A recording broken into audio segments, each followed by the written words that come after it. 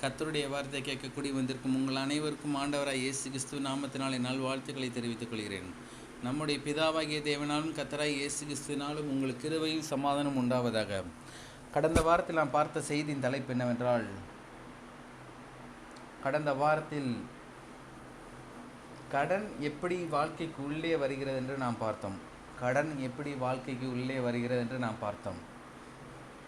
கடந்த 2 வாரங்களுக்கு மேலாக கடனின் பிரச்சனையிலிருந்து விடுதலை பெறுவது எப்படி என்று சத்தியத்திங்கில் நாம் பார்த்து வருகிறோம். கடனின் பிரச்சனையிலிருந்து விடுதலை பெறுவது எப்படி என்று அதில் பல பிரிவுகளை நாம் பார்த்து கொண்டிருக்கிறோம். பாருங்கள், முதலாவது வாரம் நாம் பார்த்தோம் கடன் என்றால் என்ன என்று. போன வாரம் நாம் பார்த்தோம் கடன் எப்படி ஒரு தனிப்பட்ட மனிதனுடைய வாழ்க்கைக்கு உள்ளே வருகிறது என்று. இந்த வாரம் நாம் பார்க்க போகிறோம் கடனின் மத்தியில் தேவன் தரும் இளைப்பாறுதல். கடனின் மத்தியில் தேவன் தரும் இளைப்பாறுதல். கடனின் மத்தியில் மைய ஆதார வசனமாக நாம் பார்த்தோம் கடனை குறித்து. வேத வசனம் சொல்லுகிறது, உபாகம் 28:12 பின்பகுதி, நீ அநேக ஜாதிகளுக்கு கடன் கொடுப்பாய், நீயோ கடன் வாங்காதிருப்பாய். நீ அநேக ஜாதிகளுக்கு கடன் கொடுப்பாய், நீயோ கடன் வாங்காதிருப்பாய். இந்த வசனத்தின் அடிப்படையில் மையமாக வைத்து நாம் ஒவ்வொரு வாரமும் பல காரியங்களை நாம் பார்த்து வருகிறோம். இந்த வாரம் நாம் பார்க்க போகிறோம் கடனின் மத்தியில் தேவன் தரும் இளைப்பாறுதல். கடன் இன்னைக்கு அநேகருடைய வாழ்க்கையில் இளைப்பாறுதலற்று, சமாதானம் இல்லாமல், சந்தோஷம் இல்லாமல், ஒரு நிம்மதியான உறக்கம் இல்லாமல் பல யோசனைகளை யோசித்து கொண்டிருக்கிறார்கள். கடன் இருக்கிறதுனால பல யோசனை யோசித்துக்கிட்டு இருக்காங்க. வாழ்க்கையில் ஒரு இளைப்பாறுதலே இல்லாத ஒவ்வொரு நாளாக அவர்கள் கழித்து கொண்டிருக்கிறார்கள். என்றாவது ஒரு நாள் இளைப்பாறுதல் வருமா என்று தேடிக்கொண்டிருக்கிறார்கள். அவர்கள் தேவனுடைய சமூகத்தில் வர வேண்டியதாக இருக்கிறது. தேவனிடத்தில் தான் இளைப்பாறுதல் இருக்கிறது. மனிதன் என்னதான் முயற்சி எடுத்தாலும் ஒரு இளைப்பாறுதலை பெற்றுக்கொள்ள முடியாது, ஒரு சமாதானத்தை பெற்றுக்கொள்ள முடியாது, ஒரு சந்தோஷத்தை பெற்றுக்கொள்ள முடியாது. ஏனென்றால் கடன் என்கின்ற நுகம் அந்த மனிதனை போட்டியா அமுக்கிக்கிட்டே இருக்குது. ஒரு பாரத்து மேலே இன்னொரு பாரம், ஒரு பாரத்து மேலே இன்னொரு பாரம், ஒரு பாரத்து மேலே இன்னொரு பாரம். மக்கள் பாரம் சுமந்தே தங்களுடைய வாழ்க்கையில் பாதி நாளை கழித்து விடுகிறார்கள். தேவன் இந்த பூமியிலே கொடுத்த ஒரு சுயாதீனமான ஒரு வாழ்க்கை, ஒரு நிம்மதியான ஒரு வாழ்க்கை, ஒரு சமாதானமுள்ள ஒரு நிறைவான வாழ்க்கை, ஒரு சந்தோஷம் நிறைந்த ஒரு மகிமையான வாழ்க்கை, குடும்பமாக சேர்ந்து சந்தோஷத்தினாலும் சமாதானத்தினாலும் இளைப்பாறுதல் அடையும்படியாக தேவன் விரும்புகிறார். ஆனால் மனிதனுடைய வாழ்க்கையில் காணப்படுகிற அந்த கடன் என்கின்ற ஒரு பெரிய பாரம், இளைப்பாறல் அற்ற ஒரு மனிதனாக தங்கள் வாழ்நாள் அந்த மனிதன் கழித்து கொண்டிருக்கிறான். பாருங்க, தேவன் அவ்விதமாக மனிதனை உருவாக்கவில்லை, சிருஷ்டிக்கவில்லை, உண்டாக்கவில்லை. தேவனுடைய சிருஷ்டிப்பின் பிரமாணங்களின் அடிப்படையில் தேவன் மனிதனை உண்டாக்கின அடிப்படையில் அடிமையாக உண்டாக்கவில்லை, சுயாதீனமாக, விடுதலையாக, சுதந்திரமாக தான் தேவன் மனிதனை, முதலாம் மனிதனை தேவன் உண்டாக்கினார். சுயாதீனமாக இருக்கணும். அவர்களுடைய சந்ததியில் வந்தவர்கள் தான் நீங்களும் நானும்.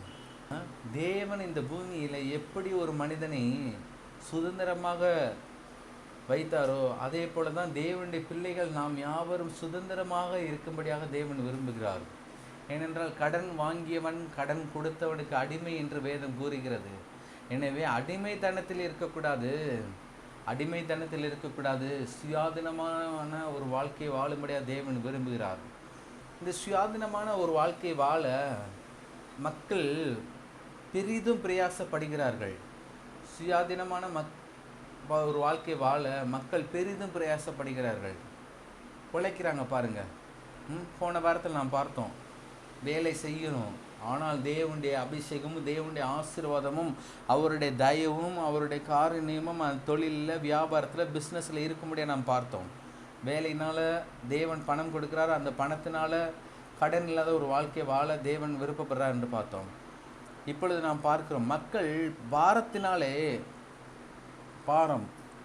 பாரத்திலே அவர்கள் அதிகமாக இருக்கிறார்கள். இந்த பாரப்பட்டு தங்களுடைய வாழ்க்கையில் எந்த ஒரு சந்தோஷத்தையும் அவர்கள் அனுபவிக்கவே முடியல.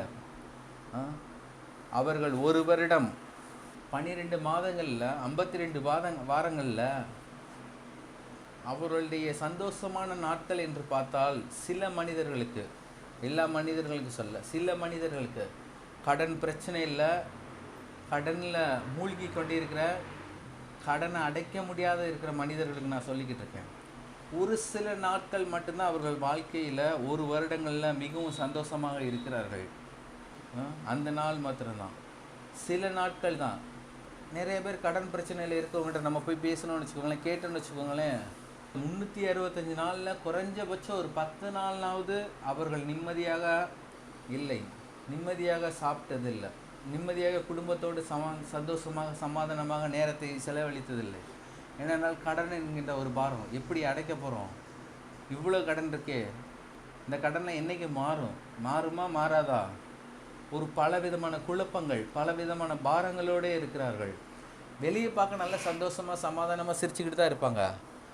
ஆனால் அவர்களுடைய ஆவியிலே, ஆத்மாவிலே ஒரு மிகப்பெரிய பாரம் அவர்களை சுமந்து கொண்டே இருக்கிறது. அதிகமாக உழைக்கிறார்கள். எனக்கு தெரிஞ்ச ஒரு நபர் இருக்காங்க பாருங்கள், ஒரு கிராமத்தில் இருக்காங்க, இங்கே கரிக்கலாம் பக்கம் தாண்டி. அந்த நபர் கிட்டத்தட்ட 4 வேலை செய்கிறாரு. வாட்சு மெக்கானிசமாக இருக்கார்.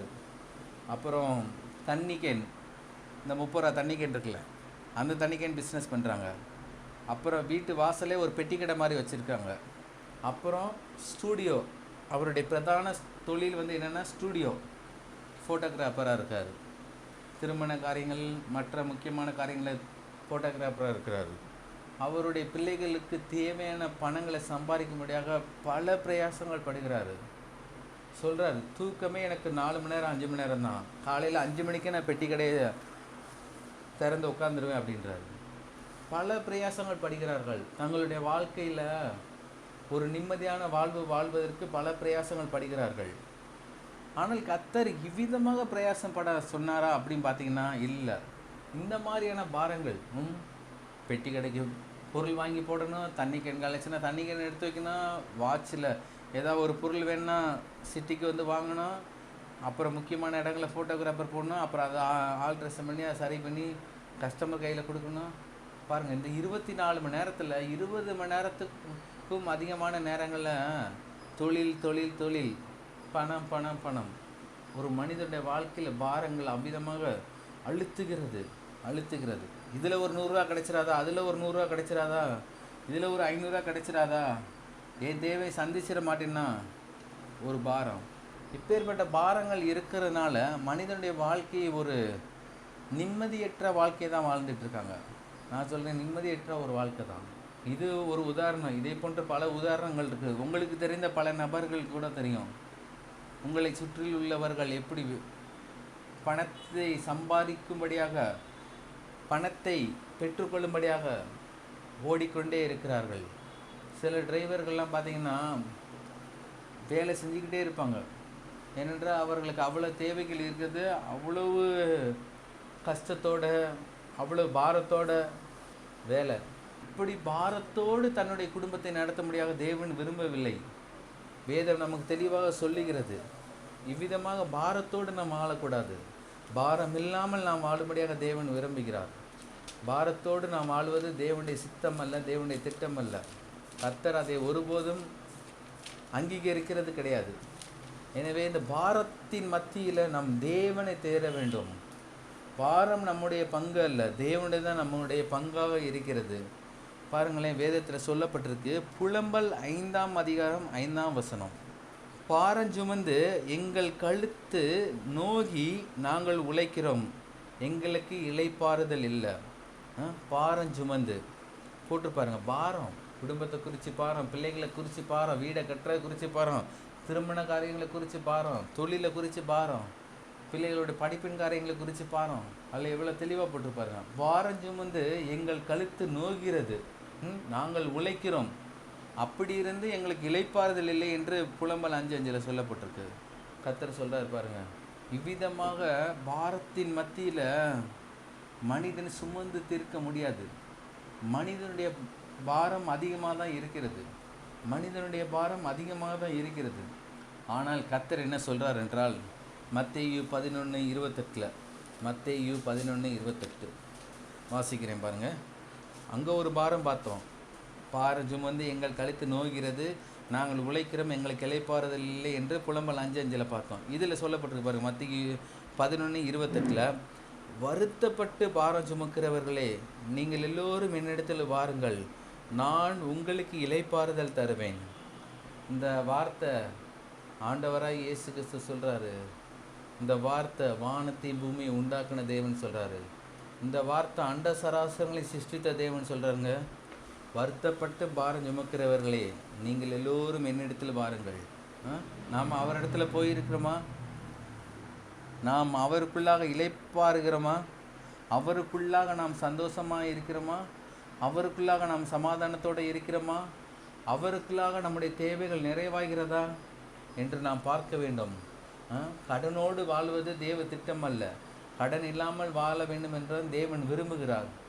இந்த கடனை நிராகரிக்கணும். இதை கேட்டுக்கொண்டிருக்கிற நீங்கள் யாராக இருந்தாலும் கடன் இல்லாத ஒரு வாழ்க்கையை வாழணும். இந்த சிறு வயதிலேருந்தே கற்றுக்கொள்ளணும். எதற்காக கூட கடன் வாங்கக்கூடாது. இந்த வாலிப நாட்களிலே கற்றுக்கொள்ள வேண்டும். கர்த்தர் சொல்கிறார். ஏனென்றால் சின்ன சின்ன காரியங்களுக்கு கடன் வாங்கினா பெரிய பெரிய கடனில் போய் முடியும் பாருங்கள். எனவே தான் கடன் இல்லாமல் ஒரு வாழ்க்கை வாழணும். பாரப்படக்கூடாது. நம்முடைய வாழ்க்கை ஆற்றிலே தென்றல் காற்றின் வீசுகிறது மத்தியிலே படகிலே நாம் செல்லக்கூடியவர்களாக இருக்க வேண்டும். ஆற்றிலே தென்றல் காற்று மெதுவாக வீசும், படகு மெதுவாக போகும். எந்த சலசலப்பு இருக்காது, எந்த ஒரு சூறாவளி காற்று இருக்காது. அப்படியே படகு அங்கிட்டும் அமலாது. சுகமான ஒரு இன்பமான ஒரு பயணமாக இருக்கும்படியாக கர்த்தர் விரும்புகிறார். ஆற்றிலே, கடலிலே, சூறாவளியின் மத்தியிலே படகு அமலத்தக்க ரீதியில் அப்படிப்பட்ட ஒரு வாழ்க்கை தேவனுடைய பிள்ளைகளுக்கு தேவன் கொடுக்கவில்லை. புரிந்து கொள்ளணும். சத்தியத்தை நீங்கள் அங்கு கற்றுக்கொள்ளும் போது உங்களுடைய வாழ்க்கையில் எந்த சூழ்நிலையும் நீங்கள் கடனே வாங்க மாட்டீர்கள். ஏனென்றால் தேவன் நமக்கு என்ன கொடுத்திருக்கிறார் என்கிற ஒரு ஞான உணர்வு உண்டாக வேண்டும். இந்த கடனை குறித்து நாம் பல வாரங்கள் பார்க்க போகிறோம் என்றால் இந்த கடனில் அவ்வளோ பிரச்சனை இருக்குது. பிசாசானவன் தேவனுடைய பிள்ளைகளை அமைக்க வைக்கிறான். கடனில் பாரத்தை சுமக்கவே முடியாது. இன்றைக்கி ஒரு சிறு பிள்ளையை எடுத்துட்டிங்கன்னா, ஒரு 13 வயசு பிள்ளையை எடுத்துட்டிங்கன்னா ஒரு 15 லிட்டர் தண்ணி கூட தூக்கும். அந்த பிள்ளையை போய் நீ இந்த கையில் 15 லிட்டர் தண்ணி கூட தூக்கும், இந்த கையில் தூக்கு, தலையில் ஒன்றுனா பாரம் என்ன செய்யும்? அந்த பிள்ளையை போட்டு அமைக்கிறோம். அதே போல தான் ஒரு குடும்ப தலைவனுக்கு பாரம், கடன்ற பாரம் இருக்கவே கூடாது. கடன் மேலே கடன், கல்வி கடன், அந்த கடன், திருமண கடன், வீடு கட்டுற கடன், வீடு வாங்குகிற கடன், பைக் வாங்குகிற கடன், கார் வாங்குகிற கடன், இப்படி கடன் கடன் கடன் பாரத்து மேலே பாரம் போட்டு அமுக்கும்போது அந்த மனிதனுடைய வாழ்க்கை ஒரு இன்பமான ஒரு வாழ்க்கையாகவே இருக்காது. கடனை அடைக்கும்படியாக தான் வாழ்வன் தவிர தேவன் கொடுத்த ஒரு சுயாதீனத்தை அடிப்படையாக அந்த மனிதன் வாழ மாட்டான். கர்த்தர் சொல்கிறாரு, வருத்தப்படுறீங்களே, இந்த கடனை எப்படி அடைப்போம், இந்த வட்டியை எப்படி கட்டுவோம், இந்த நகையை எப்படி மீட்போம், இப்படி ஒவ்வொரு நாளும் வருத்தம். ஏன்னா வட்டிக்கு மேலே வட்டி, குட்டிக்கு மேலே குட்டி போய்கிட்டே இருக்குது. அவ்விதமாக இருக்கும்போது ரொம்ப வருத்தப்படுறாங்க, வருத்தப்பட்டு பாரம் சுமக்கிறாங்க. இதெல்லாம் அனுபவிக்கிற கேட்டால் தான் தெரியும். அவங்க கண்களில் அவ்வளோ வலி இருக்கும். கடன் மத்தியில் ஒரு வாழ்கிற ஒரு மனுஷனை நாம் போய் சந்தித்து பேசினா தான் தெரியும்.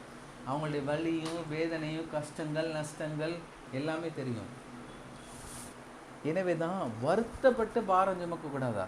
கர்த்தர் சொல்லார், நீங்கள் எல்லோரும் என்னிடத்தில் வாருங்கள், நான் உங்களுக்கு இளைப்பாறுதல் தருவேன். ஒரு மனிதனுடைய வாழ்க்கையில் எவ்வளோ பாரங்கள் இருந்தாலும் எவ்வளோ வருத்தங்கள் இருந்தாலும் தேவனிடத்தில் செல்லும்படியாக தேவனுடைய வசனம் நமக்கு கூறுகிறது. பாரத்தையும் வருத்தத்தையும் மாற்றி இளைப்பாறுதல் தர தேவன் ஒருவரால் தான் முடியும். பாரத்தையும் வருத்தத்தையும் மாற்றி இளைப்பாறுதல் தர தேவன் ஒருவரால் தான் முடியும். அவராலே அன்றி இரட்சிப்பு இல்லை, அவராலே அன்றி இளைப்பாறுதலும் இல்லை. எனவே தான் அவருக்குள்ளாக தான் நாம் இருக்கும்படியாக தேவன் விரும்புகிறார். ஒரு குடும்பத்தில் ஒரு குடும்ப தலைவர் எடுத்துகிட்டேன்னு வச்சுக்கோங்களேன், கவலை, நாளைக்கு என்ன செய்வோம், நாளானைக்கு என்ன செய்வோம், அடுத்த மாதத்தில் ஃபீஸ் கட்டணுமே, அடுத்த மாதத்தில் வீடு வாங்கினதுக்கு இஎம்ஐ கட்டணுமே, அடுத்த மாதத்தில் கார் வாங்கினதுக்கு இஎம்ஐ கட்டணுமே. இப்போ தான் ஒரு இஎம்ஐ கட்டி முடிச்சிருப்பார் ஒரு கார் வாங்கினதுக்கு. ஆனால் அடுத்த மாதத்துக்கு இன்னும் 30 நாள் இருக்குது. அதுக்குள்ளே இவருக்கு இப்போ கவலை வந்துடும். இந்த மாதம் எப்படியோ ஒரு வழியை கட்டிட்டோம் அப்படின்னு அப்பாடன்னு மூச்சு விடுவார். மூச்சு விட்டுனே அடுத்த 30 நாள் கழித்து நடக்க போகிற காரியத்தை இப்போ யோசிப்பார். ஆனால் அப்படி யோசிக்க முடியாத தேவன் விரும்பவில்லைங்க. தேவன் விரும்பவில்லை. ஏனென்றால் எதுக்கும் கவலைப்படாதுன்றாரு. கவலைப்பட்டு என்ன ஆக போகுது? இல்லை கவலைப்படுறனால நீங்கள் கடன் அடைச்சிட முடியுமா? கவலைப்படுறனால ஒரு பெரிய காரியம் நடந்துடுமா? கவலைப்பட வேணான்றார் அவர். கவலைப்பட வேணான்றாரு. அதான் வேத வசனம் தெளிவாக சொல்லுது பாருங்கள். மத்தேயு 6:34 ஆகையால் நாளைக்காக கவலைப்படாதீர்கள், நாளை தினம் தன்னுடையவர்களுக்காக கவலைப்படும், அந்தந்த நாளுக்கு அதின் பாடு போதும். ஆகையால் நாளைக்காக கவலைப்படாதீங்க. நாளைக்கு என்ன நடக்கும் கர்த்தருக்கு தெரியுங்க. கர்த்தர் பார்த்துக்கிடுவார். நீங்கள் உங்கள் பிள்ளைகளை குறித்து கவலைப்படுகிற காட்டிலும் உங்கள் பிள்ளைகளை கொடுத்த தேவன் அவர் ரொம்ப ஞானமாய் பல காரியங்களை செய்கிறவராக இருக்கிறார். அவர் கவலைப்படுகிறது இல்லை. என்னைக்காவது தேவன் கவலைப்பட்டிருக்காரா? ஐயோ இத்தனை மிருகங்களை உண்டாக்கிட்டோமே, இவ்வளோ யானைகள் இருக்கே, இவ்வளோ சிங்கம் புலி இருக்கே, அதை விட கடலில் இவ்வளோ பெரிய பெரிய திமிங்கலங்கள் இருக்கே, இதுகளுக்கெல்லாம் நான் எப்படி சாப்பாடு போட வேணும் என்னைக்காவது தேவன் கவலைப்பட்டிருக்காரா? மலைகளில் பார்த்தீங்கன்னா, காடுகளில் பார்த்தீங்கன்னா அழகழகான பறவைகள், அழகழகான புறாக்கள், அழகழகான பேர்ட்ஸ் எல்லாம் போய்கிட்டு இருப்பாருங்க. இப்படி போகிற நேரத்தில் அதுக்கு சாப்பாடு கொடுக்கப்படன்ற என்னைக்காவது தேவன் கவலைப்பட்டாரா? கவலைப்படலை. எனவே தான் தேவனை கவலைப்படலை. அண்ட சராசரங்களை உருவாக்கின தேவன், அகிலத்தையும் தம்முடைய வல்லமையில் வார்த்தையினால் வைத்து அடக்கி பாதுகாக்கிற தேவன், அனைத்தையும் சிருஷ்டித்த தேவன், அனைத்துக்கும் அவர் போஷிக்கிற தேவனாக இருக்கிறார், போஷாப்பை கொடுக்கிற தேவனாக இருக்கிறார். அவரே நாளை தினத்தை குறித்து கவலைப்படலைன்னா நீங்கள் கவலைப்பட்ட என்னங்க ஆக போகுது? எனவே தான் கவலைப்படுவது என்பது ஒரு பிசாசின் ஒரு தந்திரமாக இருப்பது. கவலைப்படுறவங்கள்ட்ட போய் நீங்கள் ஜாலியாக சிரித்து பேச முடியாது. இன்னும் ரொம்ப ரொம்ப அமைதியாக இருப்பாங்க, இல்லை ரொம்ப ரொம்ப டென்ஷனாக இருப்பாங்க. எனவே தான் கவலைப்படுகிறவர்கள் நாளை தினத்தை குறித்து கவலைப்படக்கூடாது என்று வேதம் சொல்லுகிறது.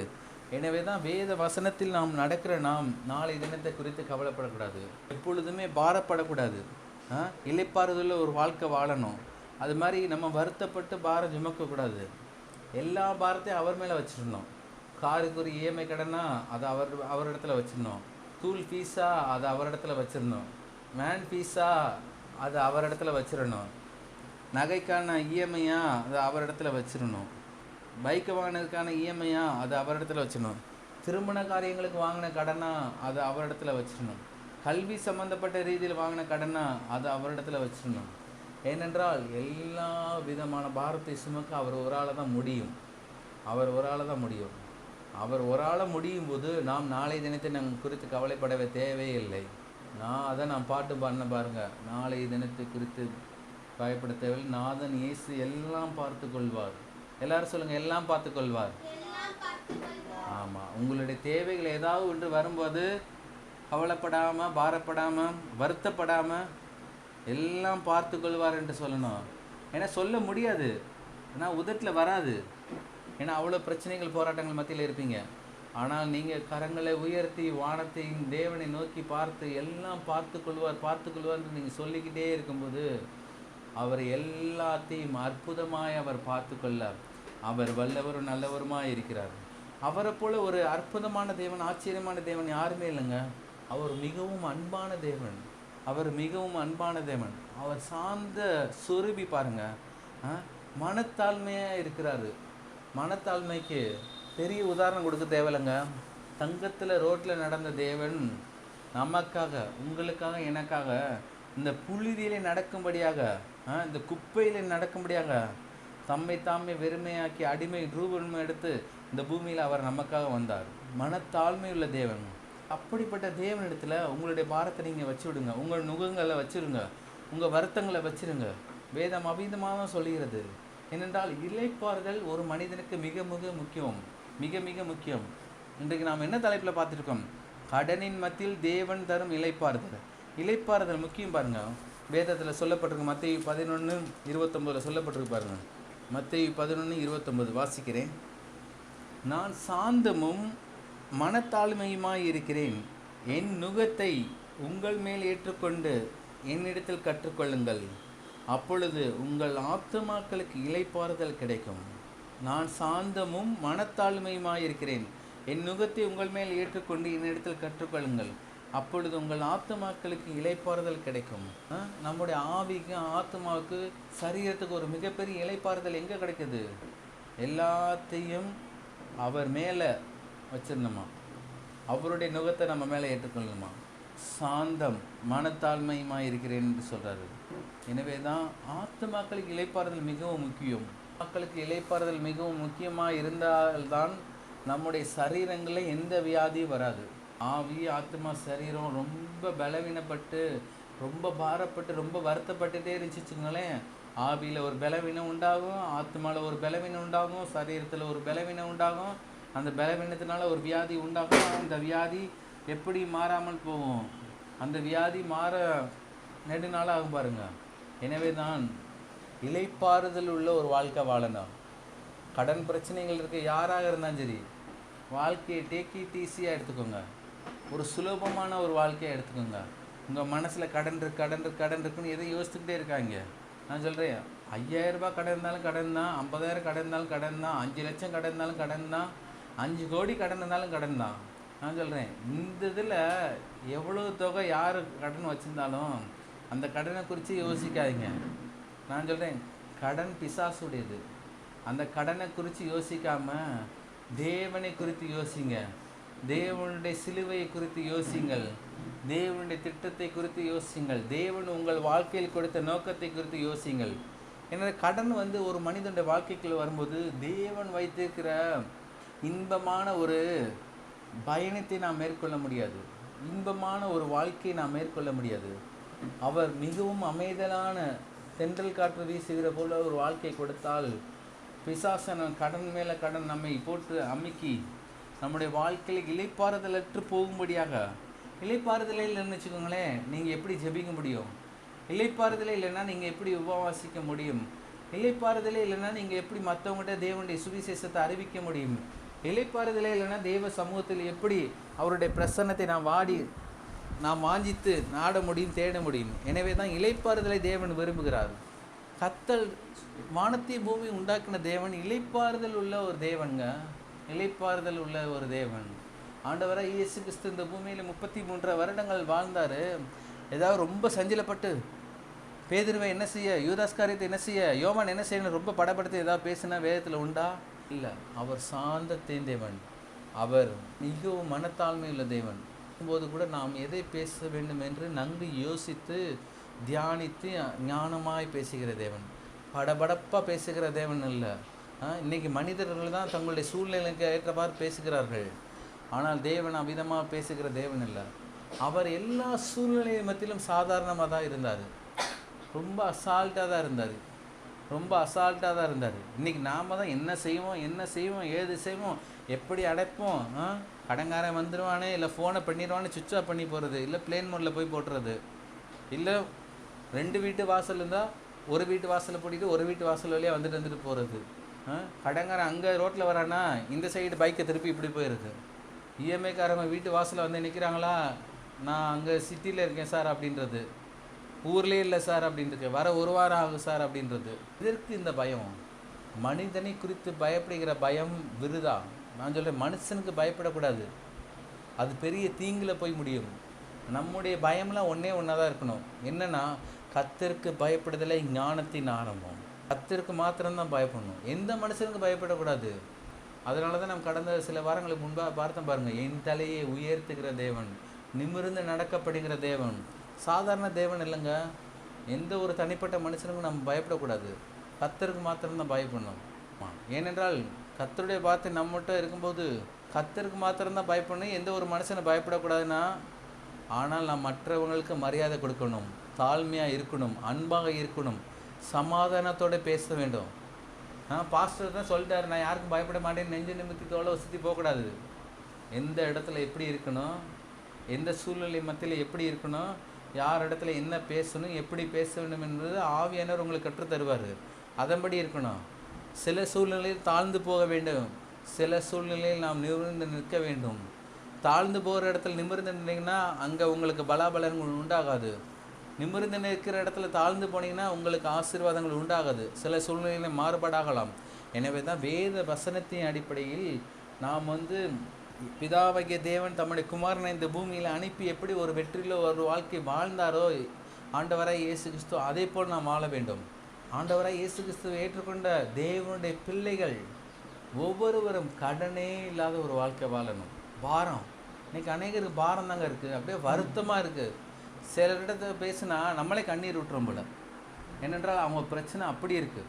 இந்த பாரப்படுறனால, இந்த வருத்தப்படுறனால சரீரத்தில் பல உபாயங்கள், வேதனைகள், வியாதிகள், நோய்கள் உண்டாகிறது அவர்களுக்கு. கர்த்தர் அப்படியெல்லாம் ஒரு மனிதன் வாழும்படியாக தேவன் விரும்பவில்லை பாருங்க. இப்பொழுதும் எல்லா இடங்களையும் வெற்றியோடு, சமாதானத்தோடு, சந்தோஷத்தோடு, சுகத்தோடு, ஆரோக்கியத்தோடு, பலத்தோடு வாழும்படியாக தேவன் விரும்புகிறார். எனவே தான் தேவன் வைத்திருந்த திட்டத்தின் அடிப்படையில் நாம் வாழ வேண்டும். நாம் நம்முடைய திட்டத்தின் அடிப்படையில் வாழக்கூடாது. அவர் நமக்கு சுயாதீனமான ஒரு வாழ்க்கையை கொடுத்துக்கிறார், ஒரு இன்பமான ஒரு வாழ்க்கையை கொடுத்துக்கிறார். ஏதேன் என்றால் இன்பம். புரிஞ்சுக்கணும். என்னடா பாஸ்ட் இன்பமானன்னா சக்கரை நினச்சக்கூடாது, வெள்ளம் நினச்சக்கூடாது. இன்பமான ஒரு வாழ்க்கைனா குறைவில்லாத ஒரு வாழ்க்கை. ஏதேன் தோட்டத்தில் எப்படி ஆதாம் ஏவாள் இவர் இருவரையும் குடும்பமாக சேர்த்து தேவன் வைத்திருந்த திட்டத்தை, நோக்கத்தையும் அவர்கள் நிறைவேற்றும்படி தேவன் அந்த தோட்டத்தில் வைத்திருக்கும் போது அவர்களுக்கு ஒன்றும் குறைவுபடவில்லை. எனவே தான் அவர்கள் பாரப்பட்டதாக வேதத்தில் சொல்லப்படல.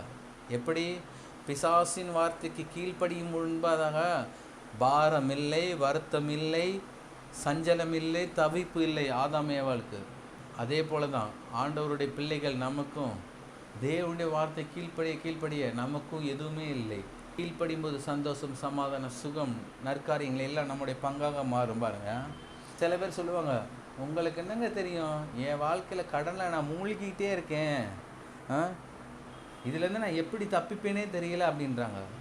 நான் சொல்லுகிறேன், வேதத்தில் சொல்லப்பட்டிருக்கு, கடலிலே ஆண்டவராய் இயேசு கிறிஸ்து நடந்து சென்றார். அப்பொழுது பேதுரு கடல்லே மூழ்க தொடங்கினான். கடலில் மூழ்க தொடங்கின பேதுருவையே தேவன் கரம் பிடித்து தூக்கி விட்டார் என்றால், உங்கள் வாழ்க்கையில் காணப்படுகிற கடனில் நீங்கள் மூழ்கிட்டு இருக்கும்போது உங்களையும் கரம் பிடித்து அவர் தூக்கிவிட அவர் நல்லவர் வல்லவருமாக இருக்கிறார். கடலிலே மூழ்கின பேதுருவையே கரம் பிடித்து தூக்க முடியும் என்றால், இயேசுவால் உங்களுடைய கடனின் பிடியிலேருந்து, கடனின் பிரச்சனையிலேருந்து உங்களுடைய கரங்களை அவருடைய கரங்கள் தொட்டு தூக்கி விடுவது ஏமாத்திரம். வேத வசனங்களை நாம் நன்கு தியானிக்க வேண்டும். பேதுருடைய வாழ்க்கையை பார்க்கணும். கடலில் மூழ்க போகிறாங்க, உயிரே போக போகுது, ஜீவனே போக போகுது. அந்த நேரத்தில் இயேசு தம்முடைய கரங்களை நீட்டி அவனை தூக்கி விட்டார் என்றால், உங்களை தூக்கி விடுவது ஏமாத்திரம், உங்கள் கடன் பிரச்சனையை மாற்றுவது ஏமாத்திரம். வாழ்க்கையில் கடனே இருக்கக்கூடாது இயேசுவின் நாமத்தினால. இந்த 2026ஆம் ஆண்டில் இதை கேட்டுக்கொண்டிருக்க உங்களுக்கு அற்புதமான ரீதிகளில் பணம் உங்கள் கடன்களை எல்லாம் அவர் மாற்ற நல்லவர் வல்லவருமாக இருக்கிறார். எனவே தான் கடனே இல்லாத ஒரு வாழ்க்கை வாழணும். கடனே இல்லாத ஒரு வாழ்க்கை. 5 அப்பம் 2 மீன் கதையை நான் பார்க்க பாருங்கள். வனாந்தரத்தில் ஒரு சிறு பயனிடத்தில் இருந்தது. 5 அப்பமும் 2 மீன் தான். ஆனால் ஆயிரக்கணக்கான ஜனங்கள் போஷிக்கப்பட்டார்கள். இயேசு, எப்போ எல்லோரும் கலெக்ட் பண்ணுங்கள், எவ்வளோ காசு இருக்குது, பத்தல்னா என் பேரை சொல்லி கொஞ்சம் கடை வாங்கிட்டு வா அப்படி சொன்னாரா? வேதத்தில் குமாரனா இயேசு கிறிஸ்து எந்த இடத்துலையும் கடன் வாங்கினதாக வேதாகமத்தில் போடவே இல்லை. அவரே கடை வாங்கலாம், அவருடைய பிள்ளைகள் இது கடை வாங்கணும். கடை வாங்குவதற்கு முன்பாக பல முறை நாம் யோசிக்க வேண்டுங்க. கடன் இல்லாத ஒரு வாழ்க்கையை வாழ வேண்டும். தேவன் அதை விரும்புகிறார். அப்பொழுது தான் நமக்கு இளைப்பாறுதல் உண்டாகும். கடன் இருந்தாலே பாரம் உண்டாகும், வருத்தம் உண்டாகும், சஞ்சலம் உண்டாகும், தவிப்பு உண்டாகும். ஆனால் கடன் இல்லாமல் வாழ்ந்து பாருங்கள், ஒரு நிம்மதியான ஒரு சமாதானம் நிறைந்த ஒரு வாழ்க்கை உண்டாகும். நிம்மதியான ஒரு சமாதானம் நிறைந்த ஒரு வாழ்க்கை உண்டாகணும். பாருங்களேன், குமாரனா இயேசு கிறிஸ்து இந்த பூமியிலே முதலாவது அற்புதத்தை செய்தார். அந்த சம்பவம் உங்களுக்கு நல்லா தெரியும். சண்டே ஸ்கூலில் சொல்லி கொடுத்துருக்காங்க, சர்ச்சில் அதிகமாக நம்மளே பேசியிருக்கோம். கானா ஒரு கல்யாண வீட்டில் அற்புதத்தை தேவன் செய்தார். கானா ஒரு கல்யாண வீட்டில் அற்புதத்தை தேவன் செய்தார். இந்த அற்புதம் நடைபெறுவதற்கு மிக முக்கியமான காரியம் என்னவென்றால், அந்த திருமண வீட்டார், மாப்பிள்ளை வீட்டாக இருக்கலாம், பொண்ணு வீட்டாராக இருக்கலாம், யாராக இருந்தாலும் அவர்கள் ஆண்டவராய் இயேசு கிறிஸ்துவை தம்முடைய பிள்ளைகளுடைய கல்யாணத்துக்கு அழைத்தார்கள். அந்த பெண் வீட்டாராக இருக்கலாம், மாப்பிள்ளை வீட்டாராக இருக்கலாம், யாரோ ஒருவர் இல்லை இரு குடும்பத்தார் சேர்ந்து கூட ஆண்டவராய் இயேசு கிறிஸ்துவை திருமண வைபவத்துக்கு வரும்படியாக அழைத்தார்கள். அந்த அழைப்பின் பேரில் தான் ஆண்டவராய் இயேசு கிறிஸ்து அங்கு சென்றார். அழைக்கணும். அங்கு செல்லும்போது தான் குறைவு வரும்போது அதை நிறைவாக்கி அற்புதமான காரியங்களாக, அற்புதமான ஒரு ஆசீர்வாதம் நிறைந்த ஒரு திருமண வைபவமாக தேவன் மாற்றி கொடுத்தார். எனவே தான் நீங்கள் திருமண காரியங்கள் என்று வருவதற்கு முன்பதாக, திருமண காரியங்கள் அதை துவங்குவதற்கு முன்பதாக ஆண்டவரை இயேசு கிறிஸ்துவை அழைக்க வேண்டும். இன்னும் சொல்லப்போனால் முதலாவது ஒரு பொண்ணு பார்ப்பதற்கு முன்பதாக, ஒரு மாப்பிள்ளை பார்ப்பதற்கு முன்பதாக நீங்கள் ஆண்டவராக இயேசு கிறிஸ்துவை நீங்கள் அழைச்சிங்கன்னா அவர் உங்களுடனே கூட இருந்து திருமணம் முடியும் வரையும் அவர் உங்களை கைவிடாத தேவனாக இருந்து குறைவுள்ள ஒரு நேரத்தில் அவர் அற்புதமாய் பண தேவைகளை சந்தித்து கடனே இல்லாத ஒரு திருமண வாழ்க்கையை நடத்தி வைக்க அவரால் முடியும் என்பதை நீங்கள் தெரிந்து கொள்ள வேண்டும். எப்போ கடனே இல்லாத ஒரு திருமண வாழ்க்கை முடியும் என்றால் அவரை அழைக்கும் போது மாத்திரம்தான். அழைப்பு இல்லை என்றால் அவர் வரமாட்டார். அழைப்பு இல்லை என்றால் அவர் வரமாட்டார். நீங்கள் சொல்லலாம், பாஸ்டர் அவர் இரக்கத்தின் தேவன் தானே, அவர் வர வேண்டியதானே, எங்கள் மேலே கொஞ்சம் இரக்கம் வச்சு. திருமணத்தில் பாதி காரியத்தில் அவர் கூப்பிட முடியாதுங்க. திருமணத்தில் பாதி காரியத்தில் அவர் கூப்பிட முடியாது. திருமண வைபவங்கள் ஆரம்பிப்பதற்கு முன்பதாகவே நாம் கூப்பிட வேண்டும். கர்த்தர் அதை பார்க்கிறார். எனவே தான் ஒவ்வொரு காரியங்கள் செய்வதற்கு முன்பாக நீங்கள் கூப்பிட வேண்டும். வீடு கட்டுறீங்களா, நிலம் இருக்கா, அந்த நிலத்தில் அஸ்திபாரம் போடுவதற்கு முன்பதாகவே ஆண்டவரே இயேசு கிறிஸ்துவை கூப்பிடுங்க. ஆண்டவரே இதில் அஸ்திபாரம் போட போகிறேன், இந்த அஸ்திபாரம் போட்டு நான் வீடை முழுமையாக கட்டி முடித்து இதை பிரதிஷ்டை செய்கிற அளவுக்கு எனக்கு தேவையான எல்லா பண தேவையிலையும் நீங்கள் தாருங்க ஆண்டவரே. நீங்கள் சொல்லுங்கள். இயேசுவை அழைச்சிட்டிங்கன்னா வீடு கட்டுவதற்கு தேவையான எல்லா காரியங்களும் அவர் சந்திக்கிறவராக இருக்கிறார். எந்தெந்த தேவைகள் எப்படி செய்யணும், எப்படி பண தேவைகள் உண்டாகணும், கடன் இல்லாமல் அந்த பிரதிஷ்டை எப்படி நடக்க வேண்டும் என்று தேவன் விரும்புகிறார். தேவன் அதை விரும்புகிறவராக இருக்கிறார். அழைக்கணும். ஒரு திருமண காரியங்களை என்பதற்கு முன்பதாக தேவனை அழைக்க வேண்டும். வீடு கட்டுவதற்கு முன்பதாக அழைக்க வேண்டும். எந்த ஒரு பொருள், ஆசீர்வாதமான பொருள் வாங்குவதற்கு முன்பாக நீங்கள் அழைக்க வேண்டும். கர்த்தரிடத்தில் ஆலோசனை பெற வேண்டும். கர்த்தரிடத்திலிருந்து ஞானத்தை பெற்றுக்கொள்ள வேண்டும். அவருடைய வழிநடத்தல் உங்களுக்கு உண்டாக வேண்டும். அப்படி இருக்கும்போது மாத்திரம்தான் நீங்கள் ஆசீர்வதிக்கப்பட முடியும் என்பதை நீங்கள் தெரியாவிட்டால் தெரிந்து கொள்ளுங்கள். தேவன் ஆசீர்வதிக்க விரும்புகிறார். ஆனால் நாம் வாய்க்கால்களை வெட்ட வேண்டும். நல்லா புரிஞ்சுக்கோங்க. கடனின் மத்தியில் தேவன் தரும் இளைப்பாறுதல். பாரத்தை சுமப்பது நம்முடைய வேலை அல்ல. நாளைக்காக கவலைப்படுவது நம்முடைய வேலை அல்ல. நம்முடைய நுகங்களை அவருடைய நுகங்களுக்கு மேல் நாம் சார்ந்து கொண்டு நாம் நம்முடைய வாழ்க்கை நடத்தும்படியாக தேவன் விரும்புகிறார். இதுக்குமே கவலைப்படாதீங்க. உங்களுக்கு எத்தனை ஆயிரங்கள் கடன் இருந்தாலும் என்னை குறித்து கவலைப்படாதீங்க. நீங்கள் கவலைப்படுறனால ஒன்றும் ஆகாதுங்க. சொல்லப்பட்டிருக்கு, நீங்கள் கவலைப்படுறனால ஒருவேளை உங்கள் கருப்பான முடி வெள்ளையாகுமோ, இல்லை வெள்ளையான முடி கருப்பாக முடியுமா? முடியாது. நீங்கள் கவலைப்படுறனால இந்த பொருள் இங்கே வந்துடுமா? சாதாரண இந்த பொருளே, வெயிட்டே இல்லாத இந்த பொருளே இங்கே மாறாது. நீங்கள் கவலைப்படுறனால எதுவும் மாறாது. கவலைப்பட்டீங்கன்னா பிசாசு சந்தோஷப்படுமா? அந்த கவலை எதிர்த்து தேவனுடைய வார்த்தையை உங்களை உள்ளத்தில் வைத்து எல்லாம் அவர் பார்த்து கொள்வார் என்று நீங்கள் சொல்லும்போது ஆட்டோமேட்டிக்காக உங்களுக்கு வாசல்கள் திறக்கப்படும். இதோ திறந்த வாசலை உங்களுக்கு முன்பாக வைத்திருக்க என்று தேவன் சொல்கிறாரு. ஆமாம், பாரப்படக்கூடாது. சஞ்சலம் யோசிச்சுட்டே இருக்கக்கூடாது. எப்படின்னு அவருக்கு தெரியும். நீங்கள் சொல்லுங்கள், ஆண்டவரே இப்படி தான் ஆண்டவரே. கர்த்தரால் பெரிய காரியங்களை செயல்படுத்த முடியுங்க. அவரால் செயல்படுத்த முடியாத காரியங்கள் ஒன்றுமே இல்லை. எனவே தான் பாரத்தை எல்லாம் அவர் மேலே வைத்து விடுங்க. வாசிப்போம். சங்கீதம் 55:22. சங்கீதம் 55:22. கர்த்தர் மேல் உன் பாரத்தை வைத்து விடு, அவர் உன்னை ஆதரிப்பார். நீதிமானை ஒருபோதும் தள்ளாட விட்டார். கர்த்தர் மேல் உன் பாரத்தை வைத்து விடு, அவர் உன்னை ஆதரிப்பார். நீதிமானை ஒருபோதும் தள்ளாட விட்டார். நாம் எவ்வளோ நேரம் பார்த்துட்டு இருந்தோம் பார்த்தீங்களா? பாரம். கர்த்தர் எங்கே சொல்கிறாரு? உன் பாரத்தை நீ வச்சுக்கிறாதப்பா. உன் பாரத்தை நீ வச்சுருந்தா நீ அம்மிக்கி நீ மூழ்கி போயிடுவ. ஆனால் உன் பாரத்தை என்கிட்ட கொடுத்தேன்னா நான் சுமக்கிறேன். நான் எவ்வளோ பாரத்தினாலும் சுமப்பேன். நான் ஒரு குடும்பத்தில் உள்ள பாரத்தை மாற்றம் சுமக்கிறதில்ல, அகில லோகத்தில் உள்ள குடும்பத்தில் கடனையும் நான் சுமப்பேன். என்னால் எல்லாத்தையும் சுமக்க முடியும். என்னால் சுமக்க முடியாத காரியங்கள் ஒன்றுமே இல்லை. எனவே தான் பாரத்தை அவர் மேலே வச்சு விடணுமா. பாரத்தை நாம் வச்சுக்கிட்டு விடாங்க, நம்முடைய தலையில் வச்சுக்கிட்ட கூடாது. எப்போவுமே பாரத்தை அவர் மேலே வச்சுக்கணும். ஒரு உதாரணம் கேள்விப்பட்டேன் பாருங்கள். கிராமத்தில் வயக்காடு பகுதியில் தலையில் ஒரு வயசான அம்மா தலையில் கொஞ்சம் விறகு அந்த மாதிரி சுமந்துட்டு போய்கிட்டு இருக்காங்க. ரொம்ப அதிகமான பொருள், அவங்களால நடக்கவே முடியல, உச்சி வெயில் அடிக்குது, சுமந்து கொண்டு போய்கிட்டே இருக்காங்க.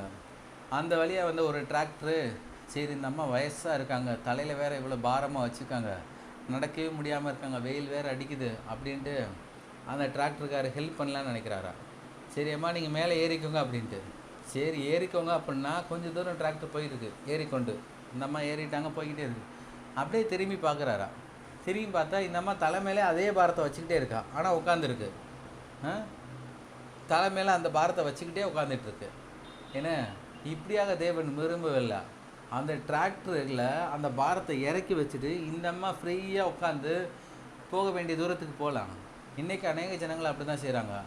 சிலுவையில் எல்லாவற்றையும் பிடித்த தேவன் மத்தியில் எல்லா பாரத்தையும் வைத்து விட்டு ரொம்ப இலகுவாக உங்கள் வாழ்க்கை நடத்துங்கள் என்று தேவன் சொல்கிறாரு. ஆண்டவரை இயேசுக்கு சொல்கிறாரு.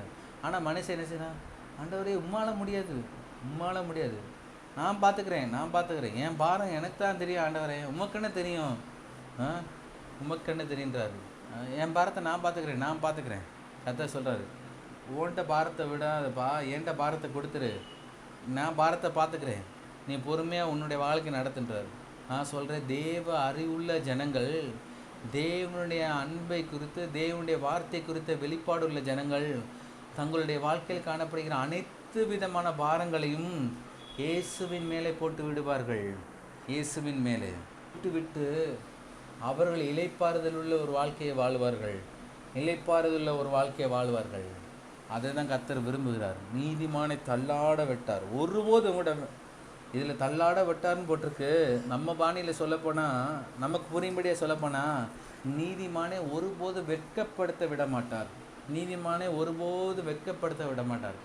கலங்க விட மாட்டார். அவர் அவ்விதமான ஒரு தேவனுங்க. புரிந்துக்கோங்க. நம் கடனையும் பிரச்சனையிலிருந்து விடுதலை பெறுவது எப்படி என்று நாம் பார்த்து வருகிறோம். முதலாவது வாரம் கடன் என்றால் என்று பார்த்தோம். 2வது வாரம் கடன் எப்படி வாழ்க்கைக்கு உள்ளே வருகிறது என்று பார்த்தோம். இந்த வாரம் கடனின் மத்தியில் தேவன் தரும் இளைப்பாறுதல். இந்த வாரம் கர்த்தர் உங்களோட பேசியிருக்கிறாரு. உங்களுடைய வாழ்க்கையில் எவ்வளோ கடன் இருந்தாலும் இளைப்பாறுதலாக இருங்க. நான் சொல்கிறேன், நல்லா சாப்பிடுங்க, நல்லா தூங்குங்க, நல்லா ஜெபம் பண்ணுங்க, நல்ல தேவ சமூகத்தில், தேவனுடைய பிரசன்னத்தில், அவருடைய மகிமையில் நேரங்களை செலவிடுங்க, ஸ்தோத்திர பலிகளை செலுத்துங்க. அவன் சமூகத்தில் தூதர்கள் ஆயிரக்கணக்கான ஆண்டுகளாக சேனைகளையும் கர்த்தர் பரிசுத்தர் என்று ஓயாமல் துதித்து கொண்டே இருக்கிறார்கள். அதே போல் உங்களுக்கு கிடைக்கும் நேரங்களில் நீங்கள் தேவனை தொழுது கொள்ளுங்கள். உங்களுடைய வாழ்க்கையில் அற்புதமான ரீதியில் இளைப்பாறுதலை தருகிற தேவனாக இருக்கிறார். உங்களுக்கு இளைப்பாறுதல் எங்கே உண்டானதென்றால் கல்வாரி சிலுவையில் தான். கல்வாரி சிலுவை என்று ஒன்று இல்லை என்றால் உங்களுக்கு இளைப்பாறுதலே இல்லை. கல்வாரி சிலுவையில் அடிக்கப்பட்ட ஆண்டவராய் இயேசு கிறிஸ்துவை நோக்கி பார்க்கும்போது உங்களுக்கு இளைப்பாறுதல் தருகிற தேவனாக இருக்கிறார். அவரை அன்றி எந்த ஒரு மனிதனுக்கு ரட்சிப்பே இல்லை. அவரே அன்றி எந்த ஒரு மனிதனுக்கு சந்தோஷம் இல்லை, சமாதானம் இல்லை, சுகம் இல்லை, நிம்மதியான ஒரு வாழ்க்கை இல்லை. எனவே தான் நாம் அவரை சார்ந்து கொள்ள வேண்டும். என்றால் நாம் அவரை நோக்கி பார்க்க வேண்டும். அவரை நோக்கி பார்க்கலுடைய முகங்கள் வெட்கப்படவில்லை என்று வேதத்தில் சொல்லப்பட்டிருக்கு. வெட்கப்படவில்லை. எப்பொழுதுமே அவருடைய முகங்கள் பிரகாசித்து கொண்டே இருக்கிறது. அந்த பிரகாசத்தின் ஒளி, அந்த மகிமையின் ஒளி, அந்த மகிமையின் ஜோதியை நாம் தரிசித்து பார்க்க வேண்டும். வைக்கப்பட்ட காட்சியை உங்களுடைய கண்களில் நீங்கள் கொண்டு வர வேண்டும். கர்த்தர் அதை விரும்புகிறவராக இருக்கிறார். ஏனென்றால் மோசையினால் வெண்கல சர்ப்பம் வனாந்திரத்தில் உயர்த்தப்பட்டது போல நமக்காக ஒரு சிலுவையின் மரம் உயர்த்தப்பட்டது. அந்த சிலுவையின் மரத்தில் ஆண்டவரை இயேசு கிறிஸ்து உங்களுக்காகவும், எனக்காகவும், உங்களுடைய குடும்பத்துக்காகவும், என்னுடைய குடும்பத்துக்காகவும், உங்களுடைய ஊழியத்துக்காகவும், என்னுடைய ஊழியத்துக்காகவும் தேவையான எல்லாவற்றையும் அவர் சபதரித்து வைத்திருக்கிறார் பாருங்க. அதன் மூலமாக தான் ஆபிரகாமுடைய ஆசீர்வாதங்கள் நம்முடையதாயிற்று. நம்முடைய முற்பிதாக்கள் யாவரும் கடன் வாங்கினதாக வேதத்தில் சொல்லப்படவே இல்லைங்க. அவர்கள் பல்வேறு விதமான பண பிரச்சனைகள் இருக்கும்போது அற்புதமான ரீதியில் பணத்தின் செழிப்பை தேவன் அவர்களுக்கு கொடுத்தார். எனவே தான் பணம் தேவனுக்கு ஒரு பெரிய பொருட்டல்ல, ஆனால் நீங்கள் தான் பொருட்டு. நீங்கள் கவலைப்பட்டு கொண்டிருக்கும் போது, நீங்கள் பாரப்பட்டு கொண்டிருக்கும் போது, நீங்கள் நாளை தினத்தை குறித்து வருத்தப்பட்டு கொண்டிருக்கும் போது உங்களுடைய வாழ்க்கையில் எதுவும் நடைபெறாது. உங்களுடைய வாழ்க்கை சுபிட்சமாக, செழிப்பாக, நிம்மதியான, சந்தோஷமாக மாற வேண்டுமானால் உங்கள் பாரத்தை எல்லாம் கர்த்தர் மேலே வைத்து விடுங்க. உங்கள் பாரத்தை உங்களால் சுமக்க முடியாதுங்க. நான் பார்த்துக்கிறேன்னா நீங்கள் மூழ்கி போயிடுவீங்க. கடலில் காலில் கயிறு கட்டி போட்ட மாதிரி தான். உங்களால் மேலே எழும்பி வர முடியாது. ஆனால் நீங்கள் அந்த பாரத்தில் அவர் மேலே போட்டிங்கன்னா உங்களால் எழும்பி வர முடியும். உங்களுடைய ஒரு வெற்றியுள்ள வாழ்க்கைக்கு, உங்களுடைய வாழ்க்கையில் எப்பொழுதும் இளைப்பாறுதல் உண்டாக வேண்டுமானால், எப்பொழுதுமே இளைப்பாறுதலுள்ள ஒரு வாழ்க்கை வாழ வேண்டுமானால் நீங்கள் செய்ய வேண்டிய காரியம் ஒன்றே ஒன்று தான். கல்வாரி சிலுவை நோக்கி பார்க்கணும். அதிலே உங்களுக்கு எல்லா விதமான நன்மைகள் கிடைத்திருக்கிறது. வேதம் சொல்லுகிறது, கல்வாரி தான் மருந்து, கல்வாரி தான் ஆரோக்கியம், கல்வாரி தான் ரட்சிப்பு, கல்வாரி தான் பாவ மன்னிப்பு, கல்வாரி தான் நித்திய ஜீவன், கல்வாரி தான் நிலைப்பாறுதல். எனவே தான் ஏற்றுக்கொண்ட தேவனுடைய பிள்ளைகள் ஒவ்வொரு நாளும் குறைந்தபட்சம் ஒரு 10 நிமிஷமாவது கல்வாரி சிலுவையில் அடிக்கப்பட்ட ஆண்டவராய் இயேசு கிறிஸ்துவை உங்களுடைய மனத்திரையில் நீங்கள் கொண்டு வந்து நீங்கள் பார்க்க வேண்டும். அப்படி பார்க்கும்போது உங்களுடைய வாழ்க்கையில் காணப்படுகிற எல்லா குறைவுகள் ஒவ்வொன்றாக உங்களை விட்டு போய் எல்லா நிறைவுகள் உங்களை தேடி வந்து சேருகிறதா இருக்கிறது. நான் சொல்கிறேன், ஒரு காந்தத்தின் மத்தியில் கொஞ்சம் இரும்பு கொண்டு போனீங்கன்னா டக்குன்னு ஈர்த்துக்கிறோம் பாருங்க, டக்குன்னு ஒட்டிக்கிறோம். அதே போல் தான் கல்வாரி சிலுவையில் மத்தியில் நீங்கள் வரும்போது உங்களுக்கு வேணுங்கிற அபிஷேகம், உங்களுக்கு வேணுங்கிற தேவனுடைய பிரசனம், தேவனுடைய மகிமை எல்லாம் உங்களோட வந்துடுங்க. பணம் உங்களுடைய வாழ்க்கையில் ஒன்றும் ஒரு பெரிய பொருட்டே இல்லை. நான் சொல்கிறேன், ஆசீர்வாதம் தலையின் மேல் ஏறிக்கொண்டு முந்தி கொண்டு உங்களுக்கு முன்பாக போகுமா. அதனால் நீங்கள் பணத்துக்கு பின்னாடி நீங்கள் போகிறதில்ல, பணம் முன்னாடி போகும், நீங்கள் பணத்திலே போவீர்கள். எனவே தான் உங்களுடைய வாழ்க்கையில் காணப்படுகிற குறைவுகள் எதுவாக இருந்தாலும் கர்த்தர் அதை மாற்ற அவரால் முடியும் என்பதை நீங்கள் தெரிந்து கொள்ளுங்கள். அவரால் மாற்ற முடியாத காரியம் ஒன்றுமே இல்லை. எனவே தான் எல்லா விதமான இளைப்பாறுதல் அவரிடத்தில் இருக்குது. அவரிடத்திலிருந்து அந்த இளைப்பாறுதல் நாம் பெற்றுக்கொள்ள வேண்டும். நம்மிடத்தில் காணப்படுகிற எல்லா பாரங்கள், வருத்தங்கள், எல்லா கஷ்டங்கள் எல்லாவற்றையும் அவரிடத்தில் விட்டுவிட வேண்டும். எனவே தான் வெற்றியுள்ள ஒரு வாழ்க்கை வாழுங்கள். கடனின் மத்தியில் தேவன் உங்களுக்கு ஒரு மிகப்பெரிய இளைப்பாறுதலை தருகிறவராக இருக்கிறார். ஒரு மாபெரும் இளைப்பாறுதலை அவர் தருகிறவராக இருக்கிறார். எந்த ஒரு மனுஷனும், எந்த ஒரு எம்எல்ஏவும், எந்த ஒரு எம்பியும், ஒரு பெரிய அதிகாரியும் இருக்க முடியாத ஒரு இளைப்பாறுதல் உங்களுக்கு வானத்தையும் பூமியும் உண்டாக்கின தேவன் அவர் இளைப்பாறுதல் தருகிறவராக இருக்கிறார். இளைப்பாறுதலை தேடி இன்னைக்கு ஜனங்க அதிகமாக வேறு இடங்களுக்கு போகிறாங்க. இங்கே போனால் இளைப்பாறுதல் வருமா, இங்கே போய் நம்ம 2.5 மணி நேரம் படம் பார்த்துட்டு வந்தால் இளைப்பாறுதல் வருமா, இதை நம்ம குடித்தா இளைப்பாறுதல் வருமா, இதை புகைச்சா இளைப்பாறுதல் வருமான்றாங்க. ஆனால் இளைப்பாறுதல் இந்த பூமியில் எங்கும் இல்லை.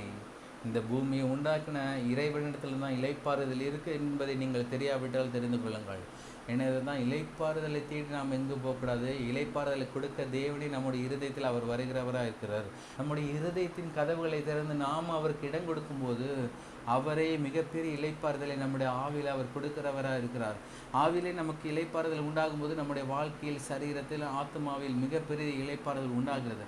அதன் மூலமாக நம்முடைய குடும்பம் இந்த பூமியிலே ஒரு கலங்கரை விளக்கமாக, ஒரு உப்பாக, ஒரு வெளிச்சமாக, மலையின் மேல் இருக்கிற பட்டணமாக நம்முடைய தொழில், குடும்பம், ஊழியம் எல்லாம் நாமும் ஆசீர்வதிக்கப்பட்டு அநேகருக்கு ஆசீர்வாதமாக மாறுகிறது என்பதை தெரியாவிட்டால் தெரிந்து கொள்ளுங்கள். இளைப்பாறுதல் உள்ள ஒரு குடும்பம் தான் அநேகருக்கு ஆசீர்வாதமாக இருக்க முடியும். இளைப்பாறுதல் உள்ள ஒரு குடும்பம் தான் தங்களுடைய பட்டணத்தையே தேவனுக்காக ஆதாயம் பண்ண முடியும் என்பதை நீங்கள் தெரியாவிட்டால் தெரிந்து கொள்ளுங்கள். கர்த்தர் உங்களை ஆசீர்வதிப்பாராங்க.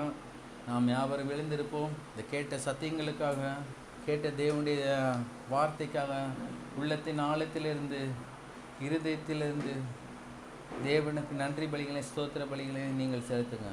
ஏனென்றால் பாரத்தோடு நீங்கள் போகாதீங்க. ஒருவேளை பாரத்தோடு நீங்கள் வந்திருக்கலாம். இந்த காரியங்கள் என்னமாய் முடியும் என்று நீங்கள் ஒருவேளை கவலைப்பட்டு வந்திருக்கலாம். தேவ சமூகத்தில் உங்களுடைய வருத்தங்களையும் பாரத்தையும் நீங்கள் வச்சுட்டு போங்க. கர்த்தர் மேல் உன் பாரத்தை வைத்து விட, அவரே நம்மை ஆதரிக்க நல்லவராக இருக்கிறார். நீதிமானை தள்ளாட விட மாட்டாருங்க. காக்கிற தேவன், இஸ்ரவேலை காக்கிற தேவன், அவர் உறங்குவதும் இல்லை, தூங்குவதும் இல்லை. எனவே தான் நாம் அவருடைய சமூகத்தில் காத்திருக்கிறவர்களாக இருக்க வேண்டும். அவருடைய பிரசனத்தை வாஞ்சிக்கிறவர்களாக இருக்க வேண்டும். அவருடைய மகிமையின் மேல் மகிமை அடைகிறவர்களாக இருக்க வேண்டும். கர்த்தர் நமக்காக அவருடைய பரிசுத்த ஆவியானவரை கொடுத்துருக்காருங்க. ஒவ்வொரு நாளும் பரிசுத்த ஆவியினை துணை கொண்டு பரிசுத்த ஆவியின் ஆலோசனைப்படி நாம் நடக்க முடியாத தேவன் விரும்புகிறவராக இருக்கிறார். அவரால் செய்யக்கூடாத அதிசயமான காரியங்கள் ஒன்றுமே இல்லை. கர்த்தர் அதை முற்றுமுடிய வெற்றிகரமாக கொண்டு போகிறவராக இருக்கிறார். உள்ளத்தின் ஆழத்திலிருந்து ஒரு சில நீங்கள் ஸ்தோத்திரங்கள். எங்கள் ஜெபத்திலே எவைகளை கேட்பீர்களோ அவைகளை பெற்றுக்கொள்வீர்கள். எங்கள் அன்பின் பரலோக பிதாவே, குமாரனாகிய இயேசுவின் நாமத்தினால உங்கள் அன்பின் சமூகத்தில் வருகிறோம்பா.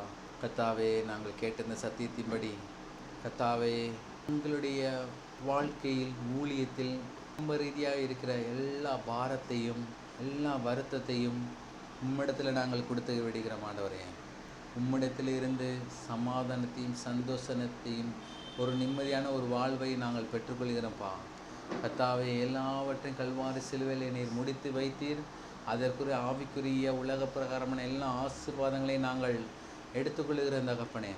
கர்த்தாவே, இந்த கேட்ட சத்தியங்கள் ஒவ்வொரு வார்த்தைகளும் எங்களுடைய இருதயத்தில் நாங்கள் விதைக்கிற ஆண்டவரே. கர்த்தாவே, ஸ்தோத்திரம். அந்த வார்த்தைகள் 30, 60, 100 பலன் கொடுக்கிறபடியால் உமக்கு ஸ்தோத்திரம் ஆண்டவரே.